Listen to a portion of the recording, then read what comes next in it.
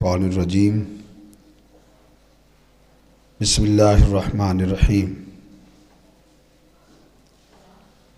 فاسألوا اہل الذکر ان کنتم لا تعلمون۔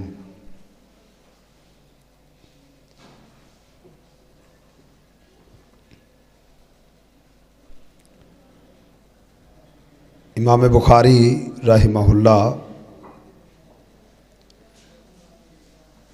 اپنی صحیح بخاری میں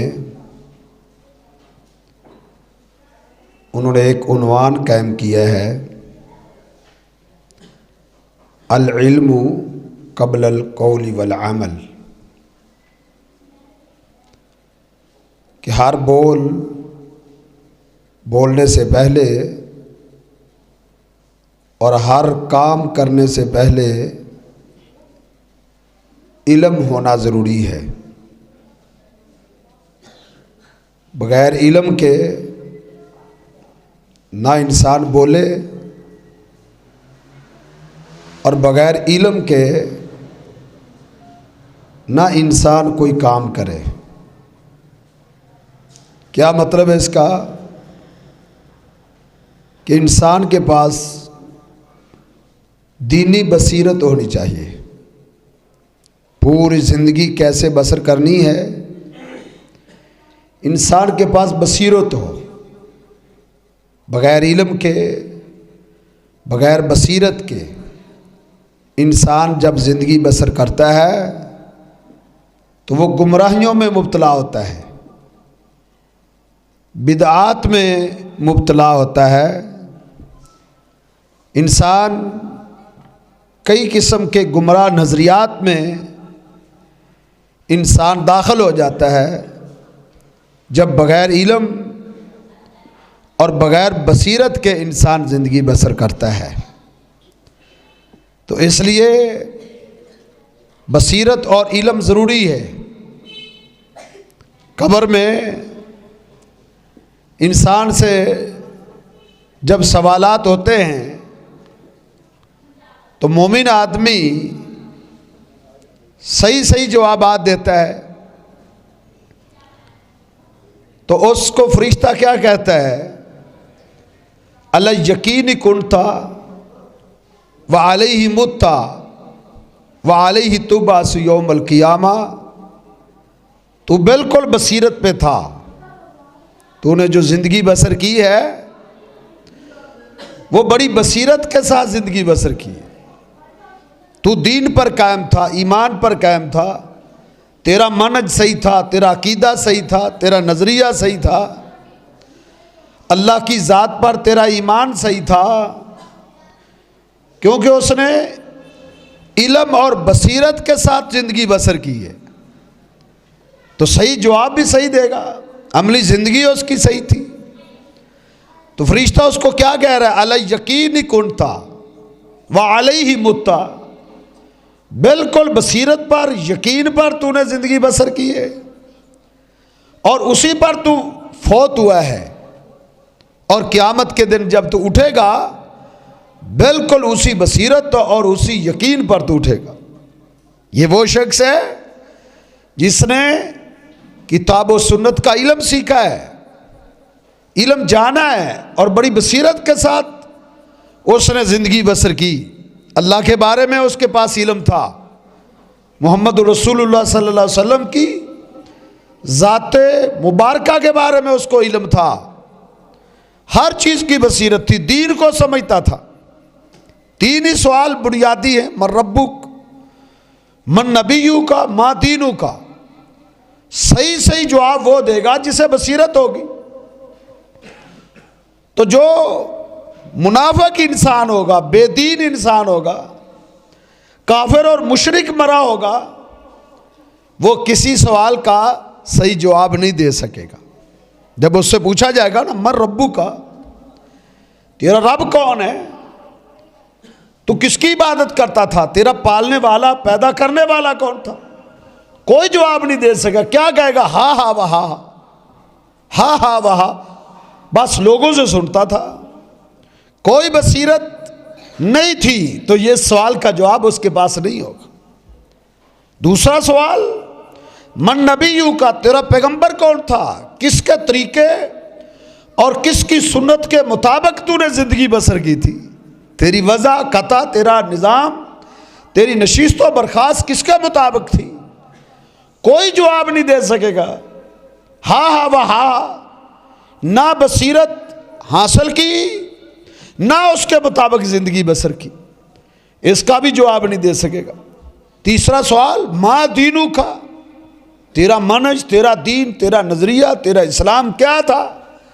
اس نے سمجھا ہی نہیں، سنا ہی نہیں، دینی محفلوں میں آیا ہی نہیں، دینی کتابیں اس نے پڑھی نہیں، کیا اس کو اس کا فہم ہوتا؟ کوئی جواب نہیں دے سکے گا۔ تو پھر فرشتہ اسے کیا کہے گا جب اسے جواب نہیں آئے گا؟ فرشتہ کہے گا علی شک کی کنتا، تو نے ساری زندگی شک پہ بسر کی ہے، اللہ کی ذات پر بھی تیرا ایمان مستحکم نہیں تھا، اللہ کے پیغمبر پر بھی نہیں تھا، دین پر بھی نہیں تھا، علی شک کی کنتا، شک پر تو نے زندگی بسر کی، وعلیہ متا، شک پر ہی تو فوت ہوا ہے، وعلیہ تبعث یوم القیامہ، قیامت کے دن تو اٹھے گا تو شک پر اٹھے گا۔ یقین نہیں تھا، بصیرت نہیں تھی، علم نہیں تھا۔ اور فرشتہ اسے کیا کہے گا؟ پھر فرشتہ اسے گرج مارے گا اور کیا کہے گا؟ ما دریتا وما تلیتا، تو نے پڑھا نہیں تھا، تو نے کبھی جاننے کی کوشش نہیں کی تھی، کبھی تو نے سیکھا نہیں تھا، سیکھنے کی تیرے اندر جستجو بھی نہیں تھی، تیرے اندر یہ ذوق اور جذبہ ہی نہیں پیدا ہوا تھا کہ میں نے دین کو سیکھنا ہے، جس کے مطابق میں نے زندگی بسر کرنی ہے۔ کہیں میری زندگی کا کوئی لمحہ، کوئی پہلو شریعت کے خلاف نہ بسر ہو جائے۔ ما دریتا وما تلیتا، تو نے نہ پڑھے نہ تو نے جاننے کی کوشش کی۔ میرے بھائیوں، اس سے جاننے کی اہمیت، علم کی اہمیت، دین کا فہم اور دین کا ادراک، اس کی اہمیت کا آپ اندازہ لگائیں کہ کتنی اہمیت ہے دین کے فہم اور اس کی بصیرت کے لیے۔ اس کے لیے کیا کیا ضروری ہے؟ اس کے لیے ایک تو یہ ہے، یہ جو آپ کرتے ہیں کہ دینی محفل میں آپ آتے ہیں، ہر سوموار کو آپ تشریف لاتے ہیں اور اپنا قیمتی وقت اللہ کے دین کو سننے کے لیے، دین سمجھنے کے لیے آپ وقف کرتے ہیں، خرچ کرتے ہیں، یہ بہت بڑی بات ہے۔ اللہ قبول فرما لے اور اس کے مطابق اللہ زندگی بسر کرنے کی توفیق بسر عطا کر دے تو کامیابی۔ ایک یہ ذریعہ ہے کہ دینی مجلسوں میں بیٹھا جائے، اور دوسرا دینی کتب پڑھی جائیں، دین کو حاصل کیا جائے، قرآن کا ترجمہ پڑھا جائے، ترجمے سے قرآن پڑھا جائے، ترجمے سے حدیث پاک پڑھی جائے، بخاری، مسلم، ابو داؤد، حدیث کی کتابوں کا مطالعہ ہو۔ یہ بھی علم کے حصول کا ایک ذریعہ ہے۔ تو ایک ذریعہ سوالات کہ آپ علماء سے پوچھیں، فَاسْأَلُوا أَهْلَ الذِّكْرِ إِن كُنتُمْ لَا تَعْلَمُونَ، اگر تمہیں علم نہیں ہے، پتہ نہیں ہے، تو اس کا حل یہ نہیں کہ آپ ساری زندگی شرماتے ہوئے جہالت میں بسر کر دیں۔ آپ کو وضو اور غسل کا طریقہ نہیں آتا تو اس کا یہ حل نہیں ہے کہ آپ ساری زندگی شرماتے ہوئے کسی سے پوچھیں ہی نہ، بھائی وضو کا صحیح طریقہ کیا ہے، غسل کا صحیح طریقہ کیا ہے، یہ شریعت کے احکام جو ہے، زکوٰۃ کے احکام کیا ہیں، روزے کے احکام کیا ہیں۔ آپ سوال ہی نہ کریں، بھی میں سوال کروں تو کیا کہیں گے، اس کو اتنا بڑا ہو گیا ابھی اس کو غسل کا طریقہ نہیں آتا۔ نہیں میرے بھائیوں، دین میں یہ چیز نہیں ہے، آپ شرمائے نہیں، کھل کے پوچھیں۔ تو ایک یہ ذریعہ، فَاسْأَلُوا أَهْلَ الذِّكْرِ إِن كُنتُمْ لَا تَعْلَمُونَ، علم نہیں ہے تو آپ سوال کریں، آپ سوال پوچھیں، سوالوں کے ذریعے علم حاصل کیا جاتا ہے۔ اللہ کے پیغمبر صلی اللہ علیہ وسلم کے پاس سوال کرنے والے آتے تھے، صحابہ کرام خوش ہوتے، بلکہ ان کی تمنا ہوتی تھی کہ کوئی دیہاتی آئے اور وہ اللہ کے پیغمبر صلی اللہ علیہ وسلم سے دین پوچھے، سوال کرے، اسے بھی دین کا پتہ چلے گا اور ہمیں بھی پتہ چلے گا۔ نبی صلی اللہ علیہ وسلم ایک دفعہ سفر میں تھے، صحیح مسلم میں موجود ہے کہ ایک دیہاتی عرابی، بالکل پینڈو انسان، جب اسے پتہ چلا کہ اس قافلے میں محمد رسول اللہ صلی اللہ علیہ وسلم بھی جا رہے ہیں، وہ بھاگا ہوا بیٹھا تھا دور، دوڑ لگا دی اس نے، قافلے میں پہنچا، اس نے کہا تم میں محمد رسول اللہ صلی اللہ علیہ وسلم کون ہیں، ان کی کون سی سواری ہے؟ صحابہ نے اشارہ کیا کہ یہ سواری تاجدار انبیاء سید ولد آدم جناب محمد رسول اللہ صلی اللہ علیہ وسلم کی سواری جا رہی۔ اس نے آگے بڑھ کے اللہ کے پیغمبر صلی اللہ علیہ وسلم کی سواری کی مہار تھام لی، پکڑ لیا سواری کو اور چھوڑ نہیں رہا۔ اللہ کے پیغمبر صلی اللہ علیہ وسلم فرماتے ہیں دع ناقتی، کیوں تھاما ہے، کیوں روکا ہے، میری سواری کو چھوڑ دے۔ اس نے کہا نہیں میں نہیں چھوڑوں گا، میرے سوال ہیں، میں اپنے سوالات کا جواب چاہتا ہوں۔ کیا سوال ہے؟ کہتے اللہ کے رسول اخبرنی، مجھے یہ بتائیں، بما یقربونی الی الجنہ ویبعدونی من النار، ایسی چیز بتائیں جو مجھے جنت کے قریب کر دے اور مجھے جہنم سے دور کر دے۔ اللہ اکبر کبیر۔ اللہ کے پیغمبر صلی اللہ علیہ وسلم اس کے سوال کو سن کر بڑے خوش ہوئے، صحابہ کو متوجہ کیا کہ غور کرو، سنو یہ کیا کہہ رہا ہے۔ اسے کہا عید سوالہ کا، اپنے سوال کو دوبارہ دہراؤ۔ اس نے کہا اللہ کے رسول آپ مجھے وہ بتلائیں بما یقربونی الی الجنہ، جو مجھے جنت کے قریب کر دے اور مجھے جہنم سے دور کر دے، وہ پروگرام مجھے بتائیں۔ آپ نے کیا فرمایا؟ لقد ہدیٰ لقد وفقا۔ اس نے سوال ایسے نہیں کیا، لقد وفقا، اللہ نے اس کو دین کو سمجھنے کی توفیق عطا کر دی ہے، لقد ہدیٰ، اور جنت کے راستے کے لیے اللہ نے اس کی رہنمائی کر دی، اس لیے دین سیکھنے آیا ہے، یہ طلب لے کر دوڑا ہے، اس کے دل میں ذوق تھا، جذبہ تھا، چاہت تھی کہ میں دین سیکھوں، دین کے سوالات کروں تاکہ میں گمراہی سے بچ جاؤں، جنت کے راستے کا پتہ چل جائے۔ یہ ذوق اور یہ جذبہ اللہ کے پیغمبر نے اس کی تعریف کی، یہ کیا بات ہے اس کی، کیا اس کا جذبہ ہے۔ پھر آپ نے اس کے سوالات کا جواب دیا۔ اسی طرح اللہ کے پیغمبر صلی اللہ علیہ وسلم کے آپ مدینے سے باہر نکل رہے تھے، صحابہ کرام کی جرمت میں، تو دور دراز ایک مسافر، ایک سوار دکھائی دیا جو اپنے اونٹ کو تیزی سے دوڑاتا چلا آ رہا ہے۔ اللہ کے پیغمبر صلی اللہ علیہ وسلم نے اپنی نظر دوڑائی، اٹھائی، کہا مجھے محسوس ہوتا ہے ھذا الراکب یریدنا، یہ ہمیں ملنے آ رہا ہے۔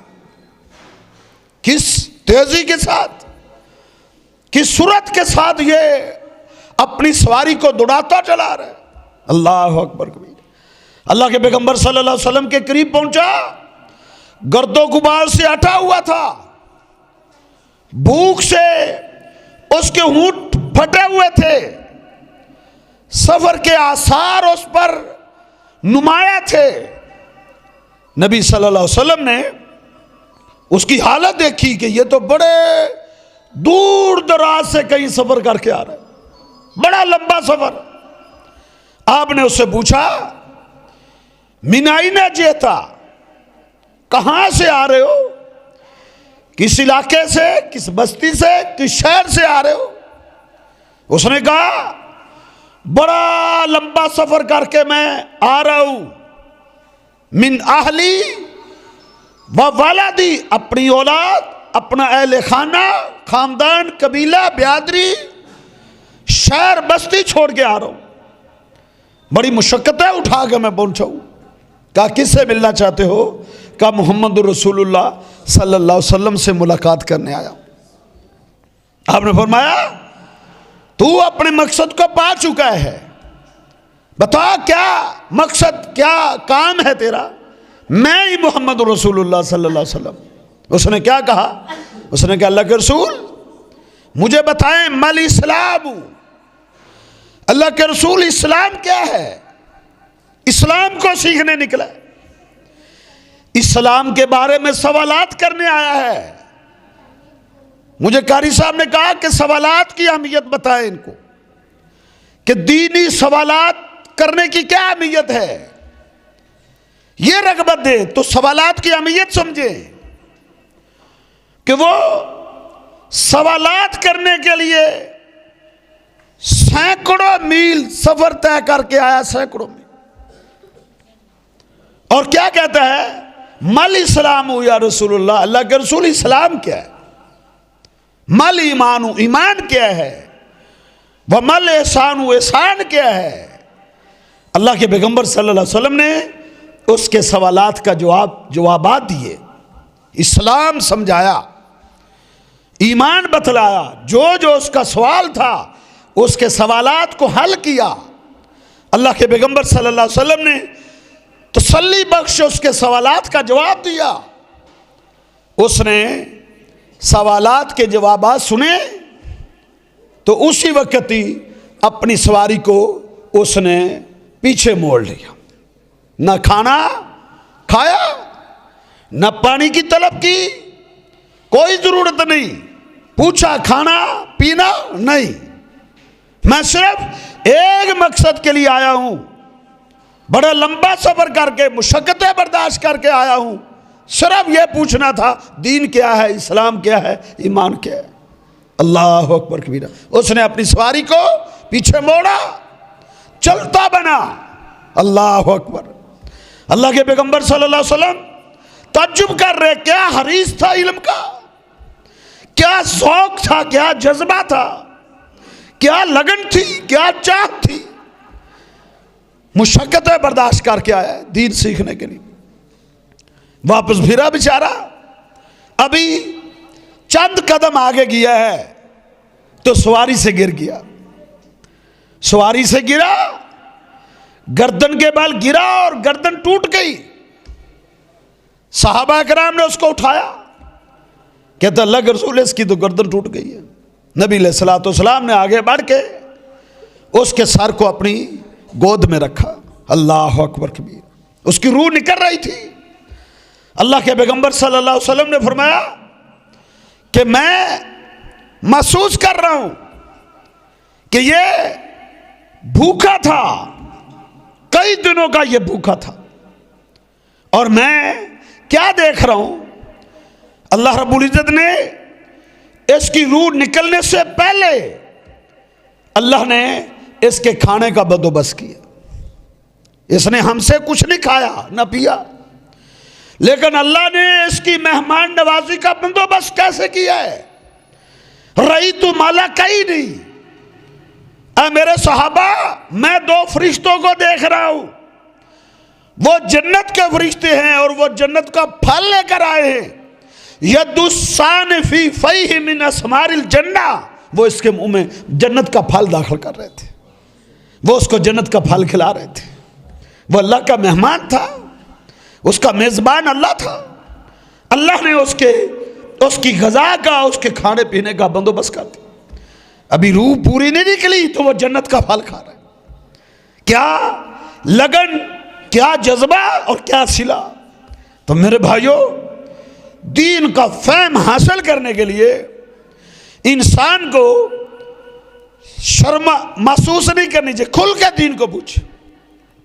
سیدہ عائشہ انصار کی عورتوں کی تعریف کیا کرتی تھی، نعم النساء نساء الانصار، انصار کی عورتیں کتنی اچھی تھی کہ دین سمجھنے میں انہیں کوئی چیز آڑے نہیں آتی تھی۔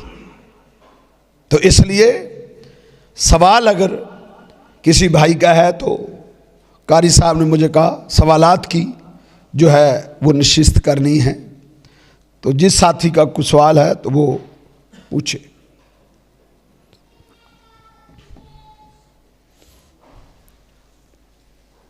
جب انسان امام کے پیچھے نماز پڑھتا آیا سورہ فاتحہ پڑھے گا یا خاموش رہے گا؟ دوسرا ایک سوال ہے کہ پیغمبر وسلم وحی تو پہلے اقرا بسم ربک الذی، اس وحی تو پہلے غار حرات یا غار ثور کی کر جاتے ہیں؟ پہلا سوال کہ مقتدی امام کے پیچھے سورہ فاتحہ پڑھے گا یا نہیں؟ میرے بھائیوں یاد رکھیں، نماز بڑی اہم چیز ہے۔ نماز ہے تو دین ہے، نماز نہیں تو کوئی دین نہیں ہے۔ الصلاۃ عماد الدین، پورے دین کا ستون نماز ہے۔ اس لیے نماز کو سمجھنا اور اس کے مسائل کو سمجھنا ہر انسان پر فرض عین ہے۔ سورۃ الفاتحہ یاد رکھیں، کسی غلط فہمی میں نہ رہے، سورۃ الفاتحہ نماز کا رکن ہے۔ جس طرح سجدہ رکن ہے کہ امام بھی سجدہ کرتا ہے، مقتدی بھی سجدہ کرتا ہے، یہ نہیں کہ امام کا سجدہ مقتدی کے لیے کافی ہے، نہیں۔ جس طرح سجدہ فرض ہے، رکوع فرض ہے، بعین ہی سورۃ الفاتحہ فرض ہے۔ قیام فرض ہے اور قیام میں فاتحہ فرض ہے۔ اللہ کے پیغمبر صلی اللہ علیہ وسلم کا فرمان ہے، لا صلاۃ لمن لم یقرأ بفاتحۃ الکتاب۔ یہ صحیح البخاری، صحیح مسلم، حدیث کی کوئی کتاب اٹھائیں، اس میں اللہ کے پیغمبر کا یہ فرمان عالی شان موجود ہے، کوئی نماز نہیں اس شخص کی جو سورہ فاتحہ نہیں پڑھتا۔ یہاں لال نفی الجنس ہے، لا صلاۃ، کوئی بھی نماز نہیں، کوئی بھی نماز فرضی ہو، نماز نفلی ہو، نماز اکیلے ہو یا امام کے پیچھے ہو، کوئی بھی نماز ہو، لا صلاۃ لمن لم یقرأ بفاتحۃ الکتاب، جس نے بھی فاتحہ نہیں پڑھی اس کی کوئی نماز نہیں۔ اب اس میں یہ منطق اور یہ فلسفہ جو پیش کیا جاتا ہے کہ یہ امام کے لیے، کہتے ہیں جی نہیں، کہتے ہیں حدیث ٹھیک ہے کہ کوئی نماز نہیں اس شخص کی جس نے فاتحہ نہیں پڑھی، کہتے ہیں حدیث ٹھیک ہے، بخاری میں موجود ہے، کہتے ہیں امام کے لیے۔ بھائی امام کی یہاں کیا کون سی بات ہے؟ لا صلاۃ، کوئی بھی نماز نہیں ہے، لمن لم یقرأ، ہر اس شخص کی جس نے بھی فاتحہ نہیں پڑھی۔ عام حدیث ہے، بالکل اسی طرح لا صلاۃ لمن لا وضوء لہ، اس شخص کی کوئی نماز نہیں جس کا وضو نہیں ہے۔ اب غور کریں، اس شخص کی کوئی نماز نہیں جس کا وضو نہیں، تو کیا اگر کوئی کہے کہ یہ امام کے لیے ہے، کیا مطلب؟ بھی امام بغیر وضو کے نماز پڑھے گا تو اس کی نہیں، تو مقتدی پڑھے گا تو اس کی ہو جائے گی؟ نہیں، امام ہو مقتدی ہو، نماز پڑھنے والا نفل پڑھ رہا ہے یہ فرض پڑھ رہا ہے، کوئی بھی نماز بغیر وضو کے نہیں۔ اسی طرح آپ نے فرمایا کوئی بھی نماز بغیر سورہ فاتحہ کے نہیں۔ یہ بخاری کی حدیث ہے اور صحیح مسلم میں موجود ہے۔ سیدنا ابو ہریرہ رضی اللہ تعالیٰ عنہ نے فرمایا، من صلی صلاۃً، جس شخص نے بھی کوئی نماز پڑھی، لم یقرأ فیہا بأم القرآن، اس نے اس میں سورۃ الفاتحہ نہیں پڑھی، تو اس کی جو نماز ہے فَهِيَ خِدَاجٌ، اس کی نماز بیکار ہے۔ خداجن خداجن، اللہ کے پیغمبر نے 3 دفعہ فرمایا اس کی نماز بیکار ہے، بیکار ہے، بیکار ہے، جس نے فاتحہ نہیں پڑھی۔ یہ صحیح مسلم میں موجود ہے. جناب ابو ہریرہ رضی اللہ تعالیٰ عنہ اس کے راوی ہیں. اٹھائیں صحیح مسلم کو, وہ علم کی دنیا میں آئیں, حقائق کو سمجھنے کی کوشش کریں. جب سیدنا ابو ہریرہ رضی اللہ تعالیٰ عنہ نے یہ حدیث بیان کی, ان کا شاگرد کھڑا ہوا, فارس کا رہنے والا تھا, فارسی تھا. اس نے کہا اِنَّا نَكُونُ وَرَاءَ الْإِمَامِ يَا أَبَا هُرَيْرَةَ, اے ابو ہریرہ رضی اللہ تعالیٰ عنہ, اِنَّا نَكُونُ وَرَاءَ الْإِمَامِ, ہم امام کے پیچھے ہوتے ہیں. آگے امام پڑھ قرات کر رہا ہوتا ہے, ہم اس کے پیچھے ہوتے ہیں, پھر بھی فاتحہ پڑھے. آپ نے فرمایا اقرا بہا فی نفسی کا یا فارسی, ہاں ہاں او فارس کے رہنے والے فارسی, اقرا بہا فی نفسی کا, امام کے پیچھے ہو تب بھی فاتحہ پڑھنی ہے, لیکن آہستہ پڑھنی ہے, اونچی نہیں, آواز نہ نکلے, اپنے دل میں آہستہ پڑھنی ہے. یہ صحیح مسلم کی حدیث ہے. سنن ابی داؤد کو اٹھائے, سیدنا عبادہ بن صامت رضی اللہ تعالیٰ عنہ, صحیح بخاری کی حدیث جو میں نے پہلے پیش کی, اسی کے راوی بھی عبادہ بن صامت ہیں. لا صلاۃ لمن لم یقرأ بفاتحۃ الکتاب, یہی عبادہ بن صامت, انہوں نے فجر کی نماز نئی مال مجمر کے پیچھے پڑھی, تو نماز میں انہوں نے فاتحہ پڑھی, قرات کی. جب نماز سے سلام پھیر کے فارغ ہوئے تو ساتھ والے نے پوچھا اے عبادہ تم فاتحہ پڑھ رہے تھے؟ کہا ہاں. کیوں پڑھ رہے تھے؟ کہتے ہیں ہم نے ایک دن اللہ کے پیغمبر صلی اللہ علیہ وسلم کے پیچھے فجر کی نماز پڑھی تھی, ہم نے پیچھے قرات کی. نبی صلی اللہ علیہ وسلم نے سلام پھیرنے کے بعد پوچھا حل تقرؤون خلفی, کیا میرے پیچھے تم قرات کر رہے تھے؟ ہم نے کہا ہاں یا رسول اللہ ہم کر رہے تھے. آپ نے فرمایا یہی وجہ ہے کہ مجھ پر قرات بھاری ہو رہی تھی. آپ نے پھر کیا فرمایا لا تقرؤ بشیء من القرآن اذا جہرت,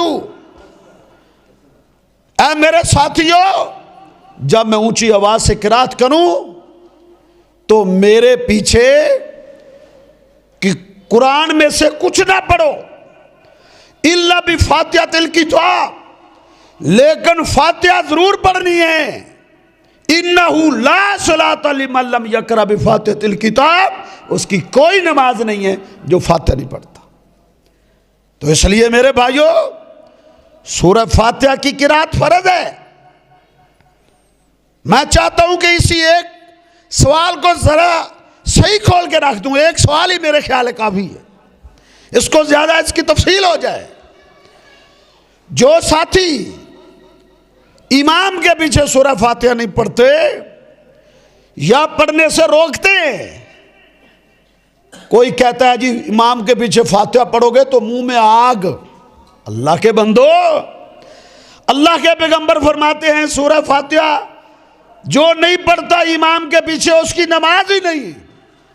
سنن کبریٰ بہقی میں امام بہقی نے ایک مستقل کتاب لکھی اسی موضوع پر, امام کے پیچھے فاتحہ پڑھنے کے موضوع پر امام بہقی نے ایک مستقل کتاب لکھی ہے جس کا نام ہے کتاب القرات للامام بہقی. مستقل کتاب لکھی سورہ فاتحہ کی اہمیت میں کہ امام کے پیچھے سورہ فاتحہ پڑھنا ضروری. اس میں وہ حدیث لائے, اور وہ کیا حدیث ہے, لا صلاۃ لمن لم یقرأ بفاتحۃ الکتاب خلف الامام. اللہ کے پیغمبر صلی اللہ علیہ وسلم نے فرمایا اس شخص کی کوئی نماز نہیں جو امام کے پیچھے فاتحہ نہیں پڑھتا. لو وضاحت اللہ کے پیغمبر صلی اللہ علیہ وسلم نے کر دی. اس مسئلے میں کوئی الجھن نہیں میرے بھائیو, کوئی الجھن نہیں ہے, کسی قسم کا کوئی مغالطہ نہیں ہے کہ اس شخص کی کوئی نماز نہیں جو امام کے پیچھے فاتحہ نہیں پڑھتا. اب اس حدیث کی کہ راویوں کے بارے میں امام بہقی نے خود لکھا رواتہ सिकातुन, इस हदीस के सारे रावी सिका। ये चढ़ते हुए सूरज की तरह ये वाज़ेह मसला है जिसमें आज उलझने डाल दी गई। आज इस अजीम फातिहा से और इस सूरज से लोगों को दूर कर दिया गया। बल्कि जनाजे में तो इमाम भी नहीं पढ़ता, आम नमाजों में तो मुक्तदी को रोकते हैं ना, और नमाज जनाजा में इमाम भी नहीं पढ़ता, ना इमाम फातिहा पढ़ता है ना मुक्तदी पढ़ता है। और जुल्म ये है कि ताना हमें देते हैं कि मर गया मरदूद, ना फातिहा ना दरूद। ओ भाई फातिहा तुम नहीं पढ़ते, हालांकि इमाम के लिए भी जरूरी है, मुक्तदी के लिए भी जरूरी है। नमाज जनाजा हो, नमाज ईद हो, कोई भी नमाज हो, फातिहा के बगैर सही नहीं। कोई कुरान हदीस में ऐसी दलील नहीं जिसमें ये आया हो कि इमाम के पीछे फातिहा नहीं पढ़नी। फातिहा, हाँ, एक हदीस पेश करते हैं सही मुस्लिम से कि इमाम के पीछे किरात नहीं है। इज़ा क़राअल इमाम फांसितू, इमाम जब पढ़े तो खामोश हो, जो किरात नहीं। भाई किरात फातिहा से जो ज़ायद किरात है उससे अल्लाह के नबी ने भी रोका है। ला तक़रऊ बिशैइन मिनल कुरान इल्ला बिफ़ातिहतिल किताब, फातिहा से ज़ायद जो किरात है वो नहीं करनी। इमाम के पीछे फातिहा पढ़ के खामोश हो जाओ, बाकी किरात सुनो। सूरह फातिहा इमाम के पीछे फ़र्ज है, और जो नहीं पढ़ता इल्म होने के बावजूद, हाँ, एक बंदे को इल्म ही नहीं है, पता ही नहीं था सारी ज़िंदगी भी फातिहा भी इमाम के पीछे पढ़नी, उसको इल्म नहीं था। इल्म ना होने से पहले पहले जो उसने नमाज़ें पढ़ ली हैं उनकी नमाज़ों के बारे में हम ये फतवा नहीं देते। अलबत्ता जब पता चल गया, हदीस सुन ली है, अब फातिहा पढ़ना उस पर फ़र्ज है। नहीं पढ़ेगा तो अल्लाह के पैगम्बर सल्लल्लाहु अलैहि वसल्लम का फरमान है, उसकी कोई नमाज। दूसरा सवाल कि नबी सल्लल्लाहु अलैहि वसल्लम गारे हिरा में जाके क्या इबादत करते थे? वहाँ गौर व खोज ही करते थे, ज़िक्र अस्कार होता था, ये गौर व खोज थे। कोई ख़ास इबादत या नमाज की शक्ल में इस तरह की कोई इबादत साबित नहीं है। बस अल्लाह ताला की कुदरतों में, अल्लाह ताला की तख्लीक में गौर व खोज करते और तफक्कर करते, यही चीज़ें थी।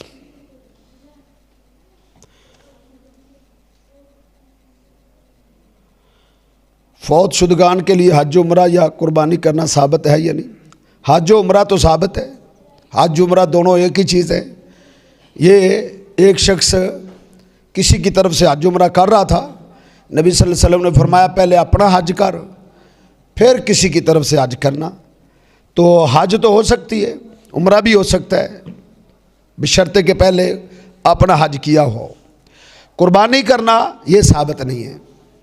कुर्बानी सिर्फ ज़िंदा पर फ़र्ज़ है, जब वो फौत हो गया अब उस पर कुर्बानी नहीं रही। हाँ, सदका तो खैरात आप कर सकते हैं, किसी भी फौत शुदा की तरफ से आप सदका कर सकते हैं, सदका ठीक है।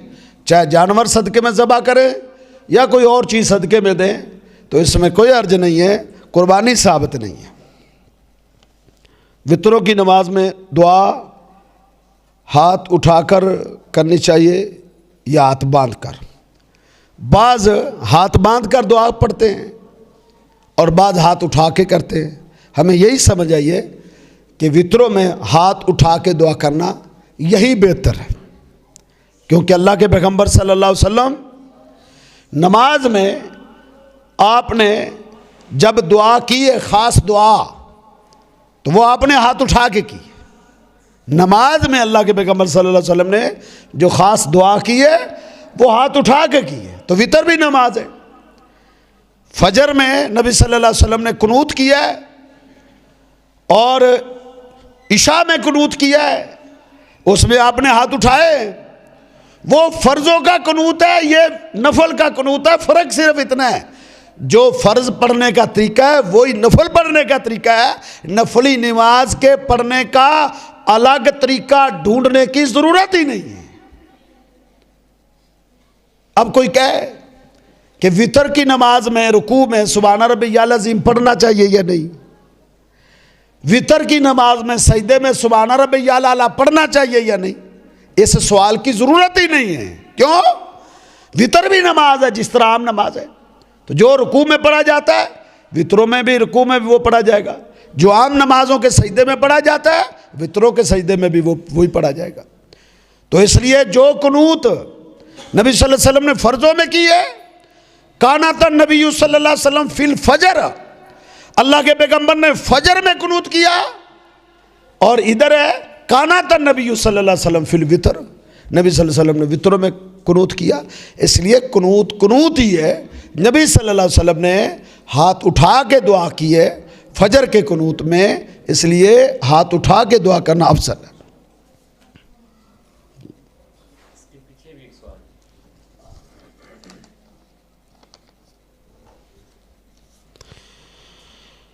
جی غیر اللہ کے نام پر کل ساتہ چالیسواں وغیرہ یا مزار پر چادر یا نظر نیاز وغیرہ کرنا کیا یہ ثابت ہے؟ یہ جو کل ساتہ چالیسواں کرتے ہیں یہ تو غیر اللہ کے نام پہ نہیں ہوتی، یہ کرتے ہیں فوت شدہ کو اصالِ ثواب پہنچانے کے لیے۔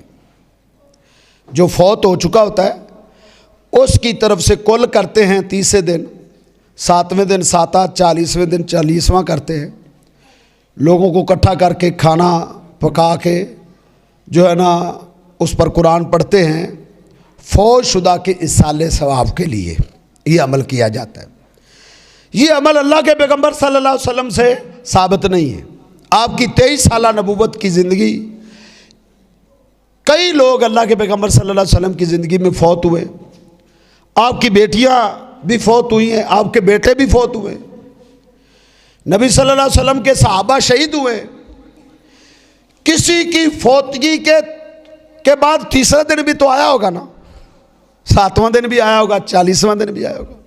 جائیں نبی صلی اللہ علیہ وسلم کی پوری زندگی کو آپ اٹھا لیں، یا مفتیان کرام سے آپ پوچھ لیں، سوال کریں۔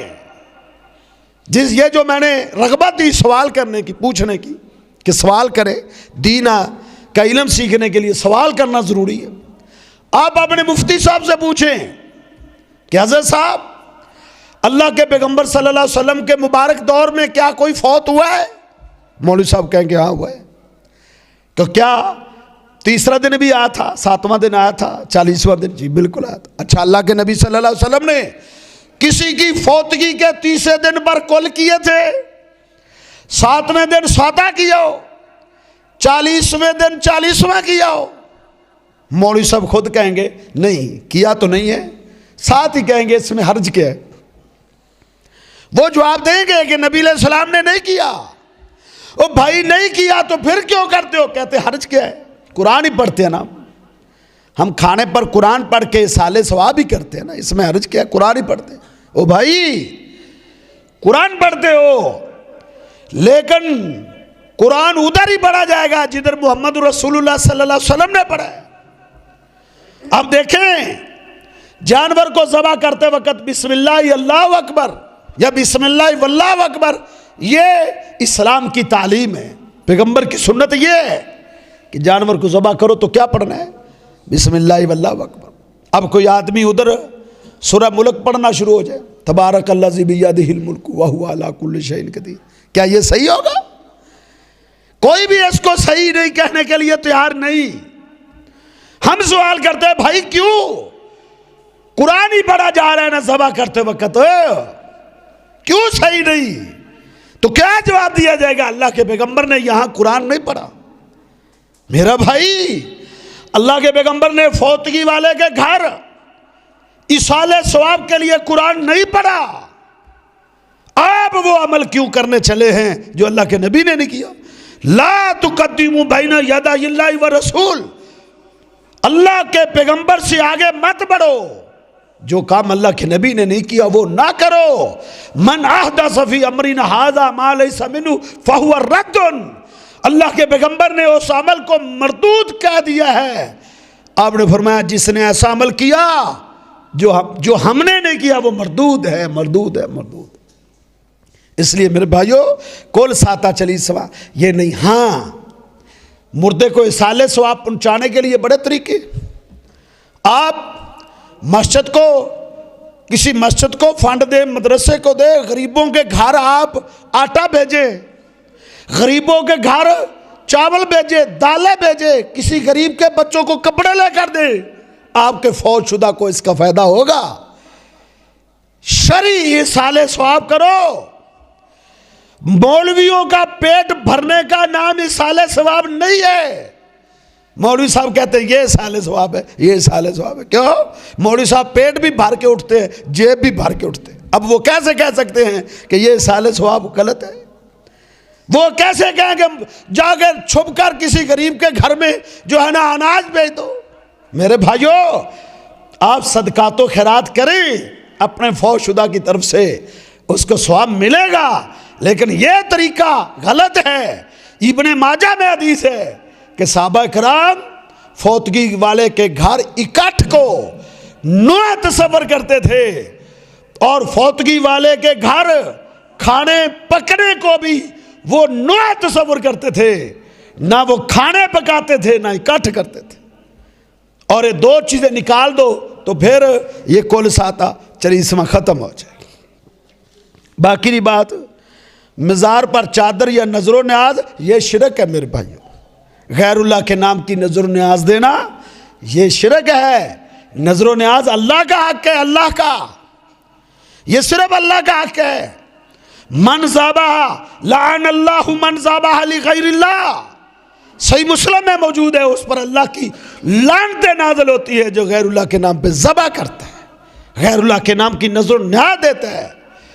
مسند احمد اٹھائیں، اللہ کے پیغمبر صلی اللہ علیہ وسلم نے فرمایا ایک مکھی کی وجہ سے ایک آدمی جنت میں چلا گیا، ایک جہنم میں چلا گیا۔ صحابہ حیران ہو گئے کہ وجہ کیا؟ ایک مکھی کی وجہ بنی۔ کیا دو آدمی جا رہے تھے، ایک دربار کے پاس سے ان کا گزر ہوا، وہاں کا جو مجاور تھا وہ وہاں سے کسی کو گزرنے نہیں دیتا تھا جب تک کہ نذرانہ نہیں کوئی چاڑتا تھا۔ انہوں نے دونوں کو روکا، کہا یا چڑھاوا چڑھاؤ۔ انہوں نے کہا ہمارے پاس ہے ہی کچھ نہیں۔ انہوں نے کہا مکھی مار کے چڑھا دو۔ ایک نے کہا کوئی بات نہیں، جان بچاؤ۔ اس نے مکھی مار دی، چڑھا دی۔ اللہ کے پیغمبر نے فرمایا داخل النار، مکھی اللہ کی مخلوق ہے، غیر اللہ کے نام پہ چڑھانے والا جہنم میں چلا گیا۔ دوسرے آدمی کو کہا تم بھی مکھی مار کے چڑھا کے جان بچا سکتے ہو؟ اس نے کہا نہیں، مکھی بھی اللہ کی مخلوق ہے، میں غیر اللہ کے نام پہ نہیں چڑھاؤں گا۔ اس کو انہوں نے قتل کر دیا۔ اللہ کے پیغمبر نے فرمایا یہ جنت میں داخل ہوگی۔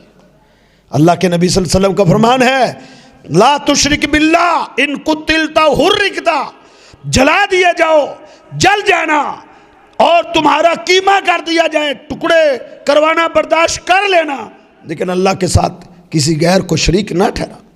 یہ غیر اللہ کے نام کی نظر و نیاز، چڑھاوا، سور و پکار، نظر حسن، نیاز حسن، نظر حسین، یہ سیدہ فاطمہ کے نام کی نظر و نیاز، یہ سب شرک ہے میرے بھائیوں۔ مرد اور عورت کی نماز میں کوئی فرق ہے سجدہ اور رکوع میں؟ نہیں میرے بھائیوں، مرد اور عورت کی نماز میں کوئی فرق نہیں، کوئی فرق نہیں ہے، کسی قسم کا کوئی فرق نہیں ہے۔ مردوں نے بھی نماز اللہ کے نبی سے سیکھی ہے، عورتوں نے بھی نبی علیہ السلام سے سیکھی ہے۔ صلو کما رأیتمونی اصلی، اللہ کے پیغمبر نے فرمایا نماز پڑھنے کے لیے مجھے دیکھو، مردوں کو بھی کہا عورتوں کو بھی کہا۔ اور نبی علیہ السلام مرد تھے، آپ نے جس طرح نماز پڑھی عورتوں نے بھی اسی طرح پڑھنی ہے، مردوں نے بھی اسی طرح پڑھنی ہے۔ یہ جو عورتیں سمٹ کے زمین سے لگ کے سجدہ کرتی ہیں نا، یہ طریقہ صحیح نہیں۔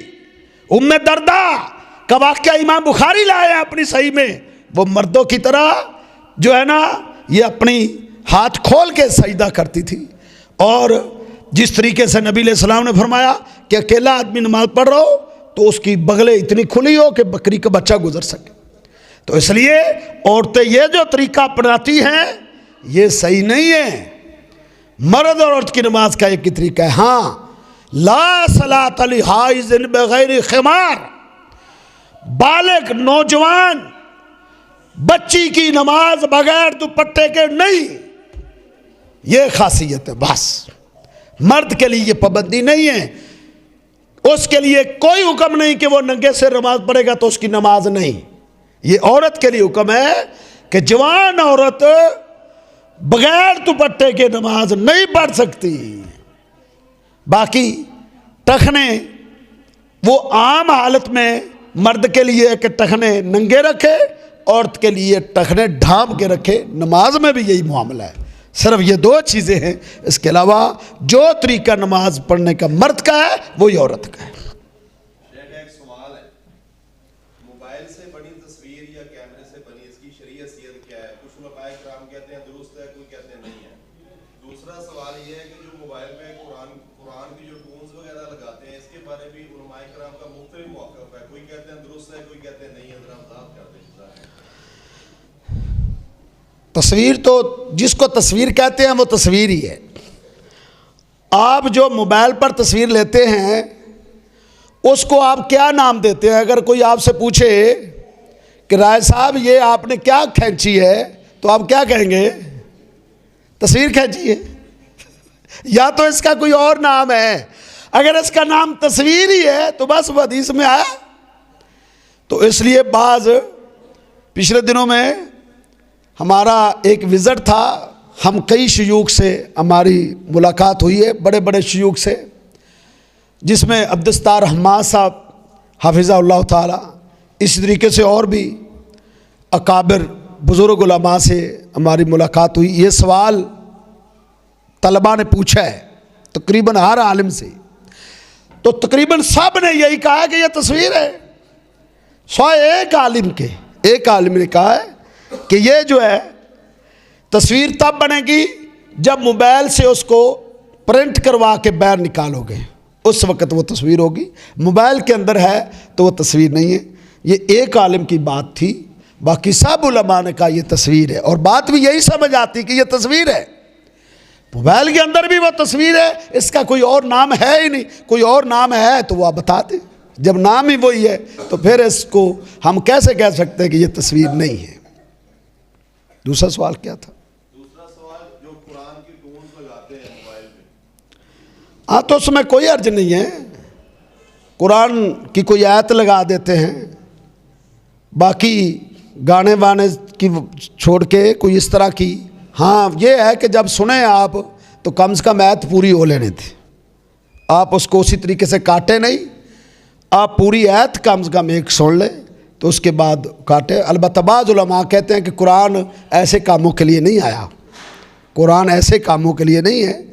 لیکن بات یہ ہے کہ ایک اچھی جو ہے آواز انسان سنتا ہے، قرآن کی آواز اس تک اس کے کانوں میں پہنچتی ہے، تو میں سمجھتا ہوں اس میں کوئی حرج نہیں ہے. چاہے جائے کہ انسان گانے کی یا دوسری فضول ٹونیں لگا لے.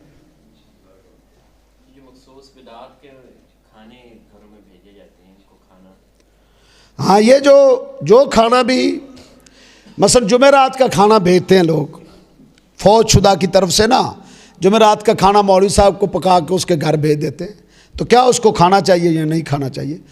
تو اللہ تعالیٰ قرآن میں فرماتے ہیں تعاون علی البر والتقوی، نیکی کے کاموں پہ تعاون کیا کرو، ولا تعاونوا علی الاسم والعدوان، گناہ کے کاموں پہ ایک دوسرے کا تعاون نہ کرو.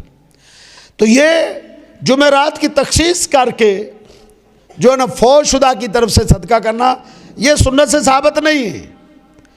بھائی اللہ تو سوموار کو بھی قبول کرتا ہے، جمعہ کو بھی قبول کرتا ہے، بدھ کو بھی، ہفتے کو بھی، اتوار کو بھی قبول کرتا ہے. ایک دن کو خاص کرنا یہ شریعت سے ثابت نہیں ہے. اس لیے ہر ایسے عمل سے بچیں جس میں شریعت کی مہر نہیں ہے. تو اس لیے ایسا کھانا جو ہے نا اس سے بچنا چاہیے تاکہ بدعت کے ساتھ تعاون نہ ہو.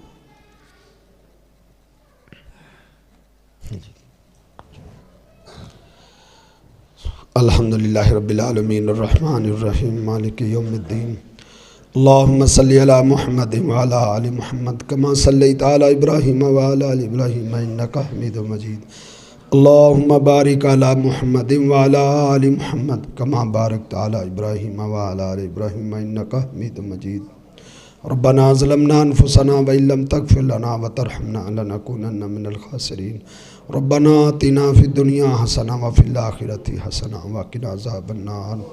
اللهم احسن عاقبتنا في الأمور كلها واجرنا من خزي الدنيا وعذاب الآخرة.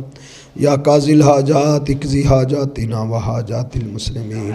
یا شافی المرضات اشفی مرضاتنا و مرضات المسلمین یا شدید العقاب لا تعاقبنا یا غافر الذنوب فاغفر ذنوبنا یا غافر الذنوب فاغفر ذنوبنا ربنا لا تؤاخذنا ان نسینا واخطانا ربنا ولا تحمل علينا اسرا كما حملته على الذين من قبلنا ربنا ولا تحملنا ما لا طاقة لنا به واعف عنا واغفر لنا وارحمنا واعف عنا واغفر لنا وارحمنا انت مولانا فانصرنا على القوم الكافرین۔ یا اللہ جتنے پریشان ہیں سب کی پریشانیاں رفع فرما، مصیبت زدگان کی مصیبتوں کو دور فرما، تنگ دستوں کی تنگ دستیوں کو رفع فرما، بیماروں کو شفائے کاملہ عاجلہ عطا فرما۔ یا اللہ جتنے مسلمان موحد فوت ہو چکے ہیں اللہ سب کی بخشش فرما۔ یا اللہ فلسطین کے مسلمانوں کی نصرت فرما، اللہ فلسطین کے مسلمانوں کی مدد فرما۔ یا اللہ اپنے خزانوں سے اللہ ان کی مدد فرما۔ یا اللہ نہتے ہیں وہ اکیلے رہ گئے، یا اللہ دنیا میں کوئی ان کی نصرت کے لیے کھڑا ہونے والا نہیں، اللہ اکیلے مارے کھا رہے ہیں، اپنی رحمت سے اللہ ان کی نصرت فرما، اللہ اپنی نصرت سے ان کی مدد فرما، اللہ ان کی حفاظتیں فرما، اللہ ان کے بچوں کی حفاظتیں فرما، یا اللہ ان کی عورتوں کی حفاظتیں فرما، اللہ ان کے شہداء کی شہادتوں کو اپنے دربار میں قبول فرما۔ یا اللہ اپنی مدد اور نصرت ان پہ نازل فرما، اللہ فرشتوں سے ان کی مدد فرما، یا اللہ فرشتوں سے ابابیلوں سے ان کی نصرت فرما، اللہ ان کی مدد فرما، یا اللہ ان کی مدد اور نصرت فرما، اللہ انہیں حوصلہ عطا فرما، یا اللہ ان کی نصرت فرما۔ وصلی اللہ تعالی علی خیر خلقی واصحابہ اجمعین برحمتک نستغیث۔